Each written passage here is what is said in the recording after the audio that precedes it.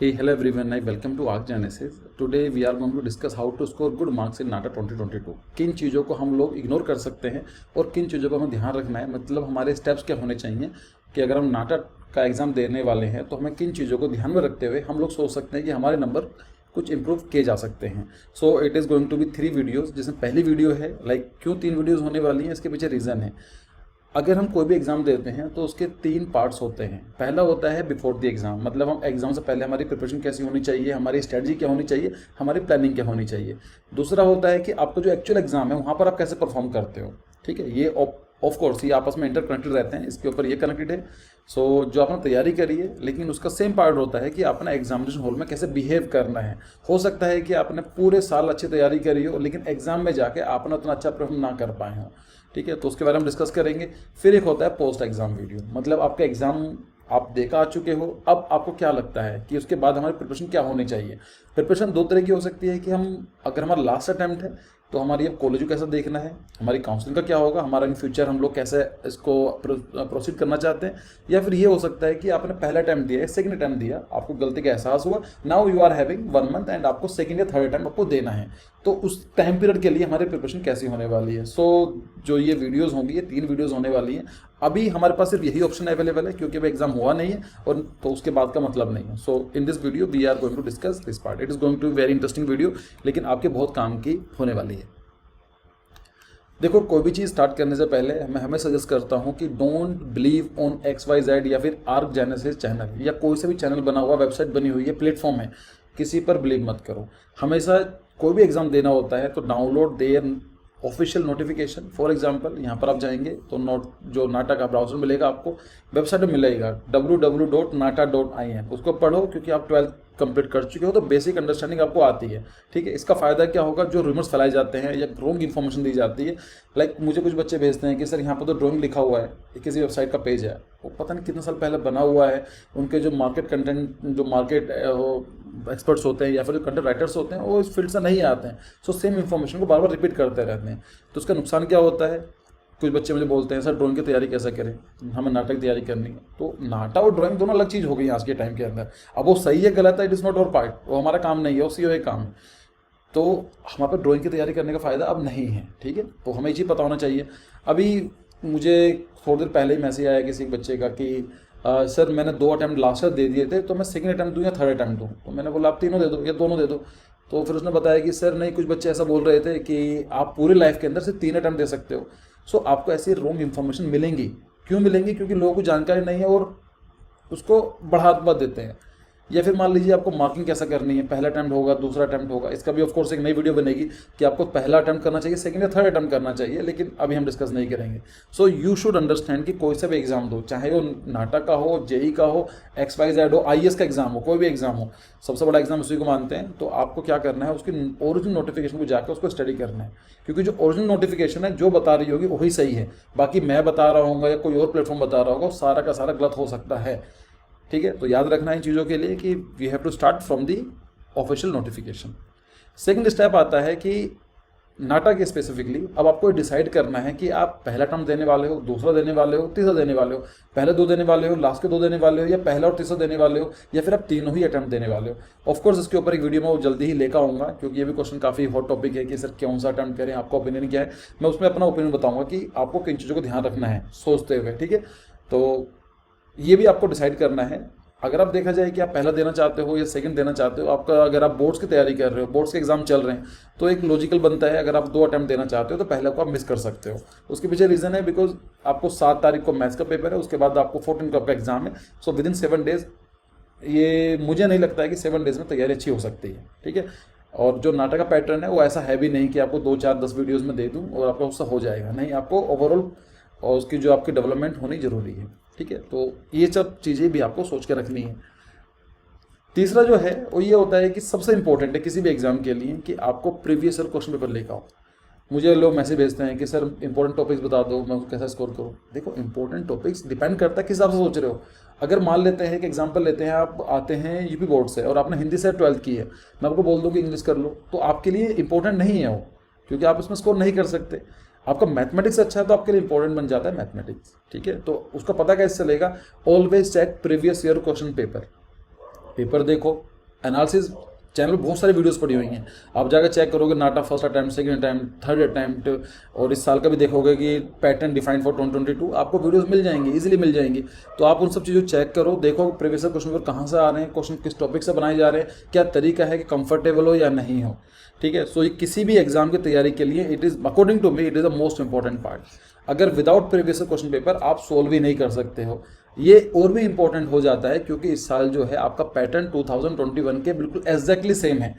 तो इसका मतलब क्या है कि हमारे पास इस time as a last year के जो प्रीवियस क्वेश्चन पेपर हैं हम उनको मान के चल सकते हैं एज अ मॉडल पेपर। उन तीनों को देखो, उन जो 3 पेपर हुए थे लास्ट ईयर, आप उनका एवरेज निकालने की कोशिश करो कि कितना स्कोर कर पा रहे हो। लेट्स से अगर आपका स्कोर 40, 50, 60 आ रहा है तो उसका मतलब क्या है कि इस बार भी आपके चांसेस ज़्यादा अच्छे नहीं है। तो आप क्या करो, उसके लिए कोचिंग ज्वाइन कर सकते हो, बुक देख सकते हो, ये आपकी प्रिपरेशन को अच्छा बूस्टअप करने के लिए कुछ भी कर सकते हो। लेकिन अगर मान लेते हैं आपके नंबर 110 आ रहे हैं, 120 आ रहे हैं, ऐसा इस एवरेज में आ रहे हैं, इसका मतलब क्या है कि आपको स्ट्रेस लेने की जरूरत नहीं है। मोस्ट प्रोबेबली आपके लिए जो ये एग्जाम होने वाला है उसको आप क्रैक कर लोगे, ठीक है। तो प्रीवियस क्वेश्चन पेपर से बेटर मॉक टेस्ट कुछ नहीं हो सकते हैं। हम लोग मॉक टेस्ट सीरीज लॉन्च करते हैं, मॉक टेस्ट अवेलेबल हैं, लेकिन अगर आपसे बोलूँ कि हमारे मॉक टेस्ट और नाटा के सेम है क्या, नहीं है, बिल्कुल भी सेम नहीं है, क्योंकि उनके ऑथेंटिक है, पेपर उनके ऊपर डिपेंड करता है। हम उनके पैटर्न कॉपी कर सकते हैं, आपको तैयारी करने के लिए प्लेटफॉर्म दे सकते हैं, एक मॉक टेस्ट दे सकते हैं, लेकिन एग्जैक्टली सबसे सही क्या आपके लिए प्रीवियस क्वेश्चन पेपर, ठीक है। सो ये this is the third trick according to me. Fourth होता है कि ये बहुत इंटरेस्टिंग है कि आपको नाटा में ये चीज़ याद रखनी है कि there is no negative marking. इसका मतलब क्या है कि आपको सारे के सारे क्वेश्चन अटेम्प्ट करने हैं। आप बोलेंगे सर मुझे तो आती नहीं इंग्लिश में, कैसे अटेम्प्ट करूंगा या करूंगी, मुझे कुछ समझ में नहीं आता मैथमेटिक्स का, तो नहीं भी आता तब भी अटेम्प्ट करने हैं आपको। क्यों? Because there is no negative marking. एक बहुत पहले लास्ट टाइम मैंने एक वीडियो बनाई थी कि how to use elimination method, और मैं इसका लिंक डाल दूंगा, आपको आई बटन पर शायद मिल जाएगा, अगर मुझे मिल गया तो आप उसको देखो जाके। उसको मैंने बिल्कुल प्रोबेबिलिटी गेम समझा रखा है कि कैसा आपके लिए एलिमिनेशन मेथड काम करता है। अभी मैं हल्का सा बताने वाला हूँ, लेकिन ये ट्रिक आप लगाना मत जेई में जाकर कि सर ने बोला था कि सारे अटेम्प्ट करने जेई में लगा आगे, नहीं, वहाँ पर अलग है। तो उसके लिए मैंने बहुत प्यारा सा ग्राफ बनाया आप लोगों के लिए, जिसे समझने के लिए कि काम कैसा करता है। देखो दिस इज द ग्राफ, अगर आपके माइंड में ये इम्प्रिंट हो गया, आपको समझ में आ गया, तो आप उसको सॉल्व कर लोगे। यहाँ पर क्या है, मैंने एक ग्राफ लिया है जो एक्स एक्सिस है, यहाँ पर लिख दिया मैं number of the question attempt. मतलब मान लेते हैं 1 नंबर है, 2 नंबर, कितने क्वेश्चन है, 1 क्वेश्चन, 2 क्वेश्चन, 10 क्वेश्चन, 100 क्वेश्चन, इस तरह से जो क्वेश्चन आते हैं वो कितने आते हैं, 125 क्वेश्चन, 150 क्वेश्चन समथिंग आते हैं। तो जो भी नाटा में क्वेश्चन आते हैं, ये नंबर ऑफ अटेम्प्ट हमने मान लिए। यहाँ पर हम लोगों ने मान लिया कि कितने मार्क्स आने वाले हैं, कि लेट्स से यहाँ पर 0 मार्क्स हैं, यहाँ पर 30 मार्क्स हैं, यहाँ पर 60 मार्क्स हैं, यहाँ पर 80 मार्क्स, 70 मार्क्स हैं। सो यहाँ पर आप जाओगे तो 200 मार्क आपका यहाँ पर आ जाएगा, ठीक है। तो अगर हमसे बात करूँ कि this is the threshold mark, मतलब 70 मार्क जो लाइन है इज द थ्रेशोल्ड, मतलब आपको 70 नंबर चाहिए होते हैं आफ्टर 200 टू क्वालिफाई दिस नाटा। आपको इतना जो नंबर है यहाँ पर तो चाहिए ही चाहिए, अगर आप इसको नहीं करोगे तो आप क्वालिफाई नहीं कर पाओगे, सिंपल सा गेम है, ठीक है। अब हम उसको 3 कंडीशंस ले लेते हैं। एक आपने क्या करा कि नेगेटिव मार्किंग है नहीं, तो मैं क्या करने वाला हूँ या करने वाली हूँ, I am going to attempt all the question randomly, ABCD, या आपने कुछ भी लगाना स्टार्ट कर दिया। तो आपके नंबर जो होंगे, लेट्स से आपने 125 क्वेश्चन आपने अटेम्प्ट करे हैं, करने के बाद आपके ऑफकोर्स आप सही काम कर रहे हो, लेकिन आपके जो नंबर आएंगे ना, उस 70 नंबर को ब्रीच नहीं कर पाएंगे, क्योंकि गैस वर्क है, कितना भी करोगे तो 25% कितना आएगा। अगर 200 में से आप 25% निकालते हो, so it is going to 50 marks. तो जो लाइन बनेगी आपकी 50-60 के आसपास अटक के रह जाओगे, तो गैस वर्क इसमें काम नहीं करेगा, ठीक है। ये बात क्लियर हो गई हमारी। फिर क्या होता है कि अच्छा ठीक है, अगर हम एलिमिनेशन मेथड करें, एलिमिनेशन मेथड का मतलब सिंपल होता है, एक सिंपल लैंग्वेज में समझो। आप लेट्स से कि आप फ्रूट खाना चाहते हो, एक हैंड में आपके एप्पल है, दूसरे हैंड में आपके पास मैंगो है। अब वो कन्फ्यूजन हो रहा है कि सर मैंगो खाऊं मैं एप्पल खाऊं, ये प्रॉब्लम होती है, तो कन्फ्यूजन रहेगी। या फिर ऐसा मान लेते हैं कि आपको जाना है कहीं पर, आपको दिल्ली जाना है और रोड आ रही है, एक लेफ्ट जाती है एक राइट जाती है, तब कन्फ्यूजन होगी, क्योंकि because this time you are having more than 1 options. पहले वाले केस के अंदर एप्पल और मैंगो था, इस बार आपके पास लेफ्ट राइट और राइट है, लेफ्ट भी और राइट भी है, तो यहाँ पर ऑप्शंस हैं। तो जब ऑप्शंस होते हैं लाइफ में प्रॉब्लम क्रिएट होना स्टार्ट हो जाती है, और यही MCQ की गेम है, because it is having 4 options. 4 option में तो एक ऑप्शन सही है, तो हम क्या करते हैं, ऑप्शंस को एलिमिनेट करना स्टार्ट कर देते हैं कि ठीक है हम एक काम करते हैं, इसको हम लोग सुबह के टाइम एप्पल नहीं खा सकते हैं, या फिर एग्जाम्पल लिया है, कोई लॉजिक नहीं है, तो हम अब हमारे पास क्या हो गया, we are having only mango. तो ठीक है, किसने बताया कि अगर दिल्ली आपके ईस्ट में पड़ता है तो ऑफकोर्स आप वेस्ट में जाओगे, तो वो लॉजिक नहीं है। तो अगर आप लोगे, इसका मतलब क्या है कि जो आपका टर्न है राइट है। तो एलिमिनेशन मेथड क्या होता है, लॉजिकली आप कुछ ऑप्शंस को डिलीट करना स्टार्ट कर देते हो, उनको डिलीट करने के बाद आपको जो ऑप्शन बचते हैं उनकी प्रोबेबिलिटी ज़्यादा हो जाती है। तो अगर आप इस मेथड को सोल्व करोगे, तो आपके पास क्या होगा, नंबर ऑफ द अटेम्प्ट्स आप बढ़ाओगे, विद द एलिमिनेशन मेथड आपके नंबर इंप्रूव होते चले जाएंगे। और लेट्स से कि यहाँ पर जो नंबर आते हैं 130 के आसपास आपका थ्रेशोल्ड बन जाएगा। ठीक है, यहाँ तक ये भी चीज़ ठीक है। अब ये आता है कि सर अगर हम एलिमिनेशन मेथड हम बनाएं और हम निगेटिव मार्किंग के साथ करते हैं तो क्या ग्राफ बनता है। उसका जो ग्राफ बनता है, आप पहले उन क्वेश्चन को अटेम्प्ट करते हो जो आपको ज़्यादा पता है, तो आपके एक लिमिट तक नंबर बढ़ते हैं। ऑफ कोर्स यहाँ पर आपका एक लिमिट आ जाएगी, लेट्स से कि 120 मान लेते हैं, 130 मान लेते हैं। उसके बाद आप ज़्यादा क्वेश्चन अटेम्प्ट करोगे तो निगेटिव मार्किंग आपको ले डूबेगी। ठीक है, क्योंकि आप अब ऐसे क्वेश्चन अटेम्प्ट करने वाले हो कि जैसा जेई का एग्जांपल ले लेते हैं, आपको पता है कि 4 ऑप्शंस आने वाले हैं, एक ऑप्शन सही है, 3 ऑप्शन गलत है, पर निगेटिव मार्किंग 33% है, प्रोबेबिलिटी कितनी है, 25% सही होने की है, तो आपका 7% जो है वो आपको नुकसान में लेकर ही जाएगा। ठीक है, तो आपको ये चीज़ देखनी है कि नाटा के लिए आपको जो, अगर आप गैस वर्क करते हो 2 ऑप्शन आपके पास है, तो ये वाला करते हो या एलिमिनेशन मेथड करते हो। अगर आप ये वाला मेथड यूज़ करते हो तो आपके नंबर 70 क्रॉस कर जाए ऐसा मुश्किल है। हाँ, अगर आप एलिमिनेशन मेथड यूज़ करते हो तो आपके इजीली 70 मार्क को क्रॉस कर सकते हो, इजीली कर सकते हो। ठीक है, तो ये चीज़ याद रखनी है, जेई के एग्जाम में आपका ये ग्राफ बनेगा। अच्छा, आप बोलेंगे सर मैं क्वेश्चन अटेम्प्ट मान लो 10 करके आता हूँ, तो 10 ले लो ना, 10 नंबर क्वेश्चन ये रहे। गैस वर्क करोगे तो लेट से आपके 10 नंबर आ जाएंगे, और अगर आप रैंडम गैस वर्क, अगर आप नेगेटिव मार्किंग के साथ करते हो तो लेट से 12 विद एलिमिनेशन, और आप एलिमिनेशन मेथड करते हो 15 आ जाएंगे। तो जो ग्राफ है, जितने नंबर कम अटेम्प्ट करोगे उतना ही नंबर आपके कम आएंगे। सो कुछ लोग होते हैं कि नहीं सर मैं तो सिर्फ वही अटेम्प्ट करने वाला हूँ जो मुझे आते हैं। ऐसा करोगे तो कहीं ना कहीं आप यहाँ पर जाकर अटक जाओगे, हो सकता है कि पोटेंशियल आपका यहाँ तक हो। ये सब चीज़ें आपको चेक करनी पड़ेगी। चेक कैसे करोगे, उसके लिए सिंपल तरीका आता है मॉक टेस्ट। ये लास्ट ईयर के प्रीवियस क्वेश्चन पेपर को सॉल्व कर लेना, उनको डाउनलोड करके उनको देखो कितने अटेम्प्ट कर पा रहे हो, नंबर कितने आ रहे हैं। मॉक टेस्ट का फायदा ये होता है कि जो एग्जाम आप वहाँ पर देने वाले हो उसी के पैटर्न पर आप घर प्रैक्टिस करते हो, तो आपको उस रास्ते के बारे में पता होता है कि नहीं मुझे लास्ट टाइम इस टाइम पीरियड में मुझे प्रॉब्लम आई थी, ऐसे क्वेश्चन में टाइम लगता है लेकिन ये वाले क्वेश्चन ईजी होते हैं। तो मॉक टेस्ट एक तरह से एक बड़ा प्यारा सा कोट है कि the more you sweat in practice the less you bleed in war. तो वही चीज़ है, जितनी प्रैक्टिस आप घर पर करोगे उतना ही आप ज़्यादा आसानी से वहाँ पर परफॉर्म कर पाओगे। So mock test is very important, अभी हम डिस्कस करेंगे इसके बारे में भी। फिर आपका आता है कि you should know about your weakness and the strength. मैं एक एग्जांपल वाले एग्जांपल लेता हूँ कि एक स्टूडेंट है जिन्होंने यूपी बोर्ड से एग्ज़ाम दिया है और उनका जो मीडियम रहा है लैंग्वेज का हिंदी रहा है। तो कहीं ना कहीं ये चीज़ देखी गई है कि हिंदी मीडियम को वाले बच्चों को इंग्लिश में थोड़ी प्रॉब्लम आती है, या फिर आपकी को मान लेते हैं तेलुगु या कन्नड़ आपने लैंग्वेज ली है और आपको इंग्लिश मीडियम आपका प्राइमरी जो रही है आपके इंग्लिश मीडियम में नहीं रही, तो अगर आपको इंग्लिश पैसेजेस आते हैं तो कहीं ना कहीं प्रॉब्लम फेस करनी ही पड़ेगी आपको। ठीक है, या ऐसा मान लेते हैं कि आप आर्ट साइड से हो, या फिर आपको लगता है मैथमेटिक्स थोड़ा कन्फ्यूजिंग लगता है और आपको तो ये पता है कि मुझे मैथमेटिक्स में मेहनत करने की जरूरत नहीं है। अब होता क्या है, बच्चों की साइकोलॉजी क्या बोलती है, 125 क्वेश्चन आने वाले हैं, एक क्वेश्चन ऐसा आ गया लेट्स से कि एक नए टॉपिक पर आ गया, बच्चे क्या करेंगे उसी टॉपिक को सोचते रहेंगे कि सर ये क्वेश्चन कैसे सोल्व करेंगे, ये करेंगे। आप सोचो कि अगर उस क्वेश्चन सोल्व करने के लिए जाओगे आपके 15 दिन चले जाते हैं, लेट्स से 7 दिन चले जाते हैं, 1 दिन चला जाता है। लेकिन अगर आप एक दिन उन टॉपिक को लगाओगे जिसमें बल्क में क्वेश्चन आ रहे हैं, उसमें नंबर आपके ज़्यादा हो जाते हैं। ठीक है, तो आपको पता होना चाहिए कि मुझे कौन सा पार्ट मेरा वीक है और कौन सा पार्ट मेरा स्ट्रेंथ है, मेरी जो स्ट्रॉन्ग पॉइंट कौन सा है, आप उनको पकड़ कर बैठो।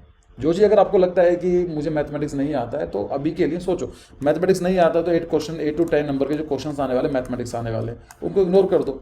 एटलीस्ट टारगेट 190 मार्क्स ना, 10 नंबर के लिए परेशान मत हो। ऐसा तो नहीं 10 नंबर को इंप्रूव करने के चक्कर में आप कहीं से 190 नंबर को तो इग्नोर नहीं कर रहे हो। यस, तो ये सब चीज़ें आपको समझनी है कि आपकी स्ट्रेंथ क्या है, वीकनेस क्या है, कि अगर आपको नहीं पता होगा तो फिर अल्टीमेटली अटैम्प्ट आपका अच्छा नहीं जाने वाला है। 6 जो ट्रिक है वो भी इसी कंटिन्यूएशन है कि सेट योर प्रायोरिटीज। आपको मैथमेटिक्स में ज़्यादा अच्छा लगता है तो मैथमेटिक्स फोकस करो, इंग्लिश अच्छा लगता है इंग्लिश में फोकस करो, आपका बिल्डिंग मटेरियल अच्छा है उस पर फोकस करो।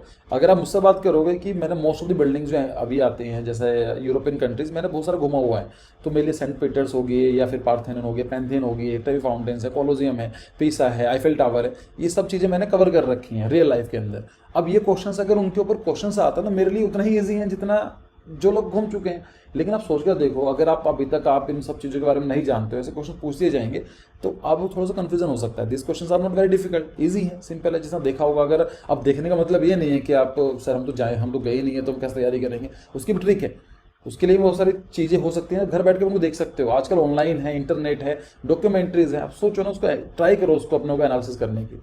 तो कहने का पॉइंट ये है कि आपको समझना पड़ेगा कि आपकी प्रायोरिटी क्या है, आपके लिए क्या चीज़ जरूरी है। अब एक क्वेश्चन आया, लेट्स एक क्वेश्चन आ जाता है सस्टेनेबल आर्किटेक्चर से, या फिर हम लोग बाल लेते हैं वर्नैक्युलर आर्किटेक्चर से। एक आपको बिल्डिंग दे दी गई, उनसे बोला गया ये कौन से कंट्री का आपको बताइए। जैसे लास्ट ईयर एक कंबोडिया का क्वेश्चन आया था। अब आप सोचो कंबोडिया क्या चीज़ है यार, कंबोडिया तो पहले तो आपको ये नहीं पता है कि कंबोडिया कंट्री है, या कंट्री पता है तो उसकी लोकेशन कहाँ पर है, लोकेशन पता तो ये नहीं पता लैंडलॉक्ड है, या फिर आपको ये नहीं पता क्लाइमेट क्या है। एक क्वेश्चन आया, अब आप उसको तैयारी करने के लिए क्लाइमेटोलॉजी की आपने क्लासेस लगा ली, आपने ऐसी किताबें पढ़ ली जो क्वेश्चन ठीक हो जाएगा, या आपने वहाँ का वर्नाक्युलर आर्किटेक्चर के बारे में पढ़ना स्टार्ट कर दिया, तो वो समझना पड़ेगा। ये 2 नंबर क्वेश्चन आएगा, है ना। तो 2 नंबर के लिए आप 198 मार्क्स को गलत तो नहीं कर रहे हो, तो आपको समझना पड़ेगा प्रायोरिटीज़ क्या हैं आपकी, 1 नंबर है या फिर आपके ऐसे टॉपिक्स हैं जहाँ पर 20-30 क्वेश्चंस आ रहे हैं, ठीक है। तो आपको जो बेसिक चीज़ें हैं वो आपको पढ़नी पड़ेगी। नेक्स्ट आता है कि मॉक टेस्ट। मैंने आपको पहले ही बताया है कि मॉक टेस्ट सबसे ज़्यादा जरूरी है। अगर आप पहली बार तैयारी करोगे, पहली बार अटैम्प्ट दोगे, तो आपका अटैम्प्ट खराब होना ही होना है, क्योंकि आपको पता ही नहीं है कि आपका टाइम मैनेजमेंट क्या होने वाला है, आपको प्रायोरिटीज़ क्या होने वाली हैं, आपको पहले मैथमेटिक्स करना है या फिर पैसेजेस करने हैं या फिर आपको दूसरे टॉपिक्स करने हैं। मॉक टेस्ट आपको तैयार कराते हैं। आप सोच कर देखो, एक विराट कोहली का अगर पता है कि इंडिया का वर्ल्ड कप लेट से कि फाइनल में पहुंची हुई है और ऑस्ट्रेलिया मैच है, तो मॉक टेस्ट करने जरूरी है उनके लिए, मॉक प्रैक्टिस होना जरूरी है। प्रैक्टिस नहीं करेंगे तो वहाँ जाकर वे अच्छा स्कोर नहीं कर सकते। इसलिए आपने देखा होगा कि वार्म अप मैचेस होते हैं, किस लिए होते हैं, क्योंकि वहाँ पर आपको समझ जाओ। Same thing goes for your NATA और द जेईई और any other examination. Mock test बहुत जरूरी है। मॉक टेस्ट 2 घंटे का टाइम पीरियड, 3 घंटे का टाइम पीरियड, डिपेंड, आप जेईई के एग्जाम दे रहे हो, नाटा के दे रहे हो, तो उस टाइम पीरियड के अंदर लगा के सोच कर देखो कि 3 घंटे एग्जाम है मेरा, तो 3 घंटे टाइम लगाओ and try to attempt it कि अच्छा मैं क्या सोल्व करके आती। उसको आप देखो आंसर, ऑफिशियल आंसर किसे मैच करा के देख लो कि सेम हो रहे हैं नहीं हो रहे। अगर नहीं हो रहे हैं तो देखो कहाँ पर आप गलती कर रहे हो। मॉक टेस्ट बहुत ज़्यादा जरूरी है, don't ignore this thing. Last आता है, ये एक्चुअली कोई ट्रिक नहीं है, लेकिन लोगों के माइंड में होता है कि सर बोर्ड्स की तैयारी करें, नाटा की तैयारी करें या जेईई की तैयारी करें।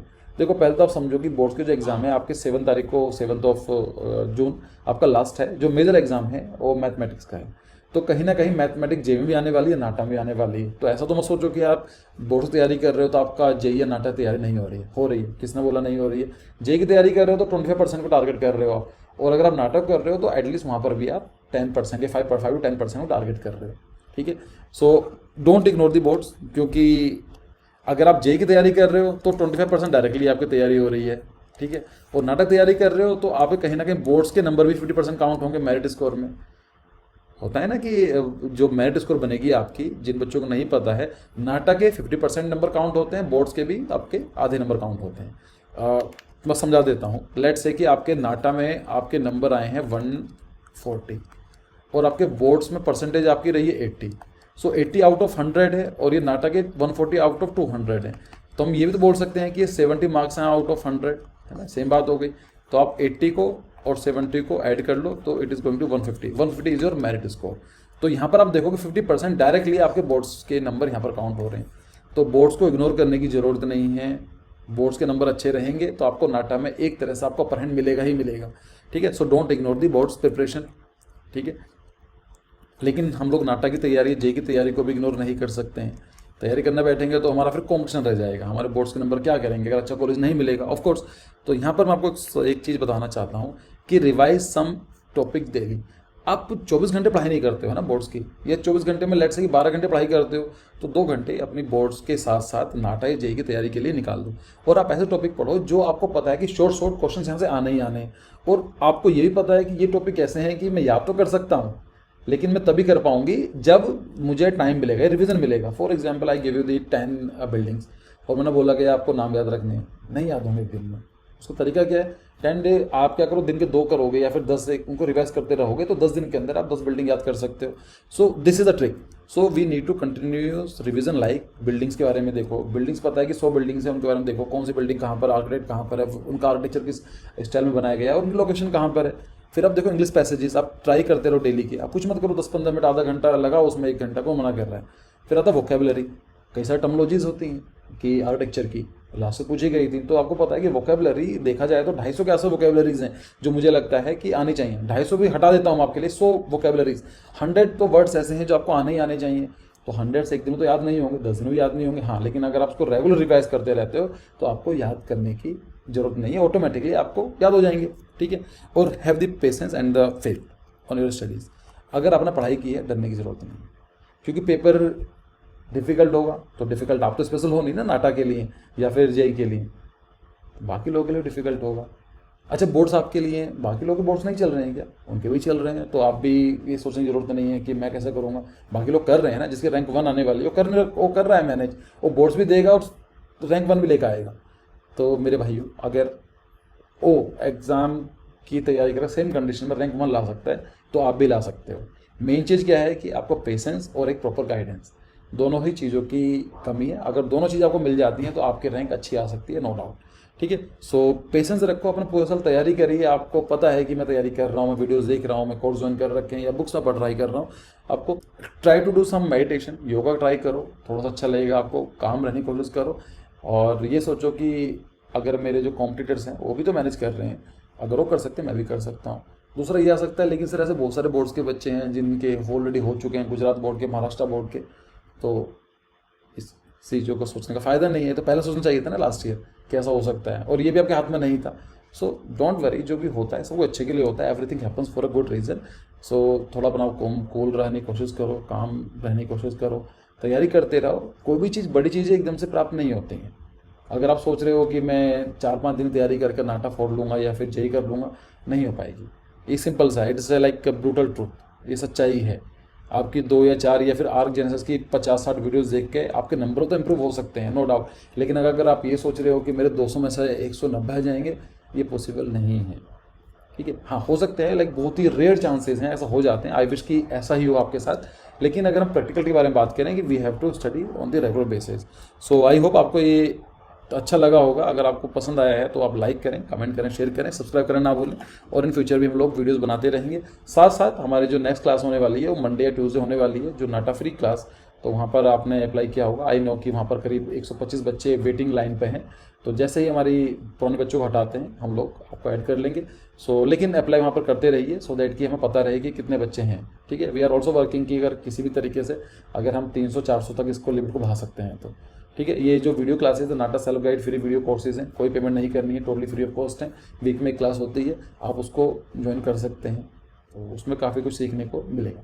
सो see you in the next video. Thank you, bye bye.